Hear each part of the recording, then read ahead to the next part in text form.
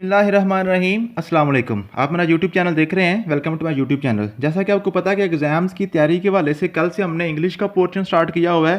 तो इंग्लिश के पोर्शन में सबसे पहले हमने प्रेपोजिशन को स्टार्ट किया। तो कल हमने 2 प्रेपोजिशन क्लियर की थी, उसके नोट्स भी मैंने आपको सेंड कर दिए थे। उम्मीद है कि आपको उसकी क्लियर समझ आ गई होगी और आपने सभी ने मुझे अपनी असाइनमेंट्स भी सेंड कर दी थी और आपको नोट्स भी मिल गए थे। आज हमने नेक्स्ट मूव करना है जी।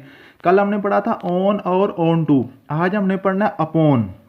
आपको जैसे मैंने कल भी बताया था कि बेसिक प्रेपोजिशन हमारी ऑन है। अब ऑन और टू को जब हम मिक्स करके मर्ज करके इस्तेमाल करते हैं तो फिर ऑन टू बन जाता है। आज हमने पढ़ना है अप और ऑन को मिला के ये बन जाता है अपॉन। अब ऑन की प्रपोजिशन जो थी वो आपको ऑन और ऑन टू का कल वाला लेक्चर आपने पढ़ा होगा, आपने सुना भी होगा और आपने इसको समझा होगा और आपको इसकी क्लियर समझ आ गई होगी। आज ओपोन जो है ना, ये ऑन और ऑन टू की ही मॉडिफिकेशन है। अगर आपको वो वाली समझ आ गई है ऑन और ऑन टू की, तो फिर ओपोन आपको 1 सेकंड में समझ आ जाएगी। तो क्या लिखा हुआ है जी ओपोन पे लिखा हुआ है modification of on and onto. On और ऑन टू की ही मॉडिफिकेशन है। चलते हैं जी ओपोन पे। सबसे पहले जो इसकी एप्लीकेशन है ओपोन की, मूवमेंट है जी। जब भी आपको किसी भी फिक्रे में, किसी भी सेंटेंस में मूवमेंट नज़र आ रही होगी तो आपने अपॉन लगाना है। अब आप थोड़े से डबल माइंड हो रहे होंगे कि सर कल भी आपने बताया था कि ऑन टू में भी मूवमेंट होती है, अब अपॉन पे भी आप मूवमेंट कह रहे हैं। तो थोड़ा सा फ़र्क समझ लें।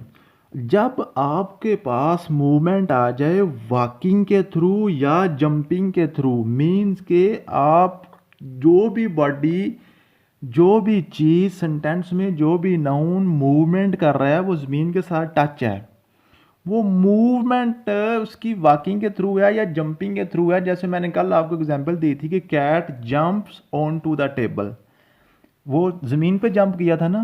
या कोई बंदा क्लाइंब कर रहा था तो ज़मीन पे क्लाइंब कर रहा था ना, ऊपर की तरफ जा रहा था, रूफ के ऊपर, वो फ्लोर के ऊपर क्लाइंब कर रहा था। तो जब मूवमेंट आपकी वॉकिंग या जंपिंग या क्लाइंबिंग मीन्स के ज़मीन के साथ टच होगी तो फिर आप ऑन टू लगाएंगे। लेकिन अगर मूवमेंट इस तरह की हो कि वो नज़र ना आ रही हो लेकिन मूवमेंट है, फिर आप अपॉन लगाएंगे। आपको एग्जांपल समझ आ जाएगी। We were put dash the earth for a purpose. क्या मतलब है जी? हम ज़मीन पर भेजे गए थे, ज़मीन पर लाए गए थे किसी मकसद के लिए। अब ज़मीन पर आए हैं ना, मूवमेंट हुई है ना, आसमान से नीचे आए हैं ना ज़मीन पर, कौन सी मूवमेंट हुई है? कोई नज़र आई है? जंप करके आए हैं, क्लाइंब करके आए हैं, वॉक करके आए हैं, कैसे आए हैं? मूवमेंट तो हुई है लेकिन नज़र नहीं आई, तब हम लगाएंगे अपॉन। आई थिंक आपको समझ आ गई होगी। मूवमेंट है इसमें लेकिन, और मूवमेंट के बाद आके रेस्ट भी हो रहा है, किसी सतह पे आके ठहर रहे हैं। तो अगर मूवमेंट जंपिंग, वॉकिंग या क्लाइंबिंग मीन्स के ज़मीन के ऊपर होगी तो फिर वो हमारी होगी ऑन टू। अगर मूवमेंट नज़र नहीं आ रही तो फिर होगी अपॉन। समझ आ गई होगी। नेक्स्ट एग्जांपल है जी, ही फेल डैश द ग्राउंड, वो ज़मीन पर गिरा। अब कैसे गिरा था? जंपिंग के थ्रू। वो स्पेस में क्या वो वॉकिंग करके आ रहा था? उसके पाँव कहीं पे लग रहे थे? क्या पैदल चल रहा था? स्टेप्स आप वो आगे आगे मूव कर रहा था? नहीं कर रहा था ना, सीधा ही आया ना स्पेस में से। तो फिर अब क्या लगेगा? अपॉन। आई थिंक आपको इस मूवमेंट की समझ आ गई होगी। नेक्स्ट चलते हैं जी। नेक्स्ट अपॉन आपने कहाँ इस्तेमाल करना है? जब इस तरह के वर्ड्स यूज़ होंगे ना, depend, congratulation, experience, happen, insist, ये वाले अल्फाज जब यूज़ होंगे फॉर्मल वे में फिर आप अपॉन लगाएंगे। जब आप इनफॉर्मल वे में यूज़ करेंगे ना फिर आप ऑन लगाएंगे। ऑन और अपॉन की ये बड़ा स्लाइट सा फ़र्क है इसमें। जब आप इसको फॉर्मली यूज़ करेंगे तो आप अपॉन लगाएंगे, इनफॉर्मली यूज़ करेंगे तो ऑन लगाएंगे। फॉर्मल और इनफॉर्मल में फ़र्क समझ लें। फॉर्मल वो होता है जो आपकी ऑफिशियल लैंग्वेज होती है। आप अपने बॉस से बात कर रहे हैं, आप अपने कोलीग से बात कर रहे हैं, अपने डिपार्टमेंट में बात कर रहे हैं, अपने ऑफिसर से बात कर रहे हैं, वो आप ऑफिशियल लैंग्वेज यूज़ करेंगे, तब आप अपॉन लगाएंगे। आप अपने पीयर से बात कर रहे हैं, अपने दोस्त से बात कर रहे हैं, भाई से बात कर रहे हैं, घर में बात कर रहे हैं, आपकी ही निजी महफिल में बात कर रहे हैं, अपने लंगोटिए से बात कर रहे हैं, फिर आप ऑन लगाएंगे। वो इनफॉर्मल होता है। समझ आ गई जी? My whole career depend dash your decision. कौन डिसीजन करता है? बॉस करता है ना। मेरा पूरे का पूरा कैरियर जो है आपके डिसीजन के ऊपर डिपेंड कर रहा है। तो जब ये डिपेंडेंट का लफ्ज़ यूज़ है, का ऊपर वाला लफ्ज़ मैंने आपको बता दिए हैं। जब फॉर्मल वे में यूज़ करेंगे तो अपॉन लगाएंगे। और एक बात याद रखें, आम तौर पे अपॉन और ऑन को इकट्ठा वो यूज़ नहीं करता। जो ऑप्शन होते हैं अपॉन और ऑन दोनों ऑप्शन इकट्ठे नहीं दिए होते। कभी रेयर केसेस में होता है जो बड़ा हाई रैंक क्वेश्चन हो या हाई लेवल का पेपर हो सीएसएस या पीएमएस में, तो फिर अपॉन और ऑन को इकट्ठा करके फिर वो फार्मल और इनफॉर्मल का बड़े डीपली जाकर पूछता है। लेकिन आमतौर पे अपॉन और ऑन का सिर्फ एक ही दिया होता है, आप उसमें से एक को चूज़ कर सकते हैं। तो जब आपने फॉर्मल वे में बात करनी है तो फिर अपॉन करेंगे। They congratulate him dash his success, उसकी कामयाबी पे उन्होंने उसको मुबारकबाद दी।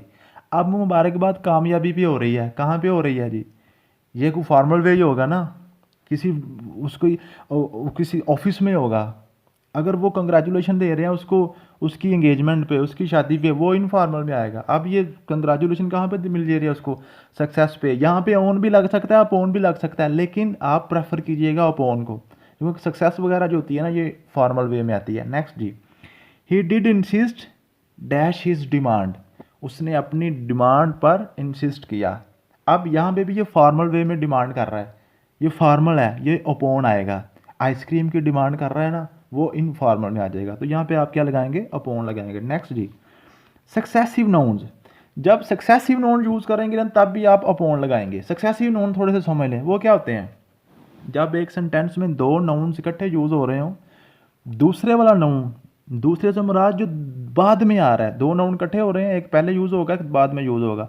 जो बाद वाला होगा ना वो सक्सेसिव है, वो उससे आगे प्रोसीड कर रहा है, बढ़ रहा है। कैसे है जी? एग्जाम्पल समझ लें, he has worked hard year dash year, क्या मतलब? साल हा साल, साल हा साल उसने सख्त मेहनत की है। पहले साल की, अगले साल उससे ज़्यादा की, अगले साल उससे ज़्यादा की।